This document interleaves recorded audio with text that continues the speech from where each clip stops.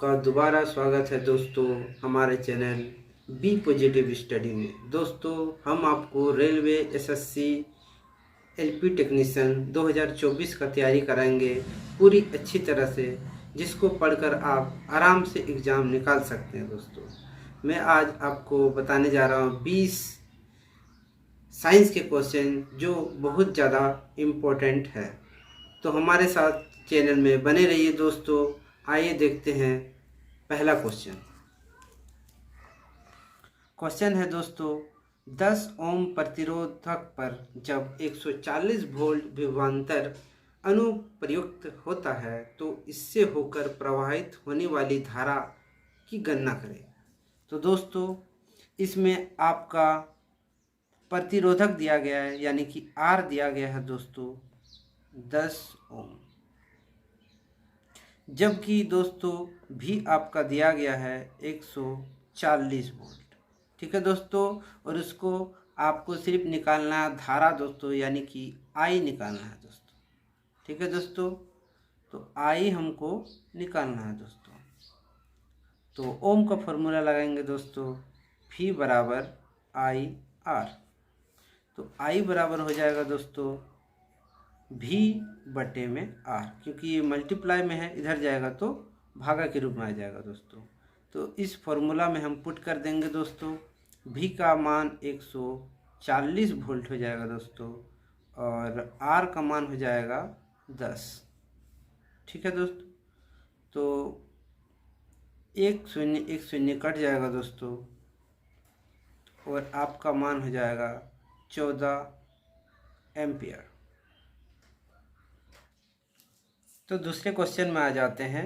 दूसरा क्वेश्चन बता रहा है कि किसी अनुदैर्ध्य तरंग में लगातार 2 संपीड़न और 2 लगातार विरलीकरण प्रक्रियाओं के बीच की दूरी को क्या कहा जाता है दोस्तों। तो जैसे कि ये अनुदैर्ध्य तरंग का बात कर रहा है, तो अनुदैर्ध्य तरंग यानी कि जैसे कि ध्वनि दोस्तों एक अनुदैर्ध्य तरंग होती है, प्रकाश अनुप्रस्थ तरंगें होती हैं। तो ध्वनि तरंग का जैसे बात किया जाए तो हम देखते हैं कि 2 लगातार संपीड़न या फिर लगातार 2 विरलीकरण। ठीक है दोस्तों, तो लगातार 2 संपीड़न के बीच या 2 लगातार विरलीकरण के बीच की दूरी को हम तरंगदैर्ध्य के नाम से जानते हैं दोस्तों। क्या बोलते हैं? तरंगदैर्ध्य।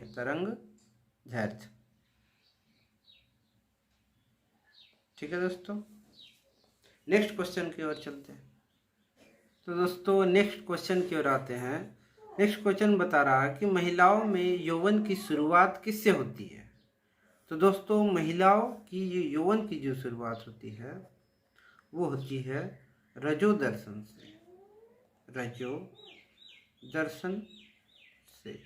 दोस्तों इसको आप नोट्स भी बना सकते हैं, ताकि जब एग्ज़ाम करीब आए तो आप एक बार रिवीजन कर ले, ताकि आपके एग्ज़ाम में बहुत ज़्यादा मदद मिल सके दोस्तों। तो दोस्तों नेक्स्ट क्वेश्चन की ओर आते हैं।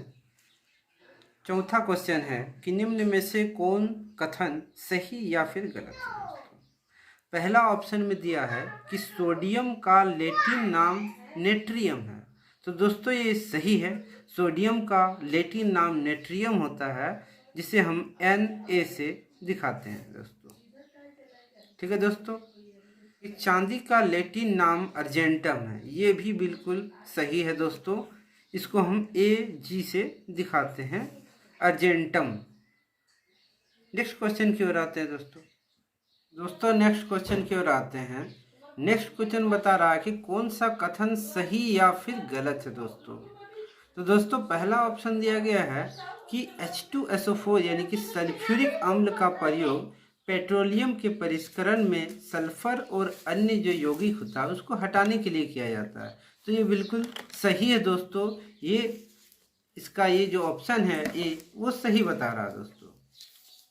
नेक्स्ट ऑप्शन बता रहा है कि सोडियम हाइड्रोक्साइड यानी कि NaOH की जो मूल प्रकृति है वो हाइड्रोजन के आयनों की उपस्थिति के कारण है। तो दोस्तों ये ऑप्शन जो है वो बिल्कुल गलत बता रहा है दोस्तों। सोडियम हाइड्रोक्साइड में इसका जो मूल प्रकृति वो हाइड्रोजन के आयन की उपस्थिति के कारण नहीं है दोस्तों। ठीक है दोस्तों। दोस्तों इसका एक मूल ये भी कारण है क्योंकि जो H2SO4 है वो एक अम्ल है, इसमें H+ आयन पाया जाता है दोस्तों, इसके कारण इसका इस्तेमाल होता है। जबकि जो सोडियम हाइड्रोक्साइड होती है यानी कि NaOH, वो एक बेस है दोस्तों, यानी कि क्षार है, इसमें OH- आयन होता है, ना कि H+ आयन। ठीक है दोस्तों, H+ आयन नहीं होता है, OH- होता है, इसलिए ये ऑप्शन गलत है दोस्तों।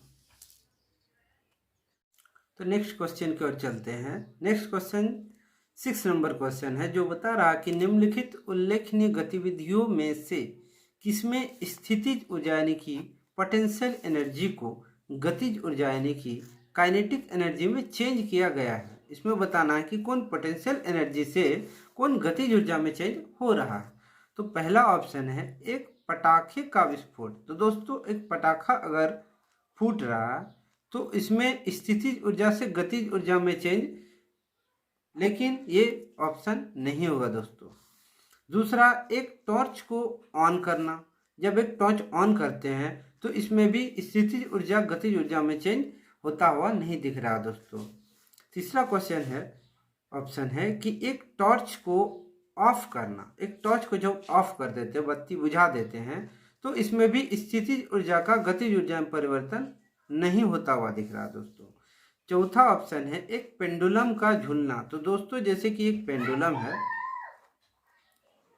ये मान लीजिए इधर दोस्तों, ये इधर से इधर मूवमेंट कर रहा है, तो दोस्तों इसमें देख रहे हैं कि इसका स्थितिज ऊर्जा गतिज ऊर्जा में चेंज होता हुआ दिख रहा दोस्तों।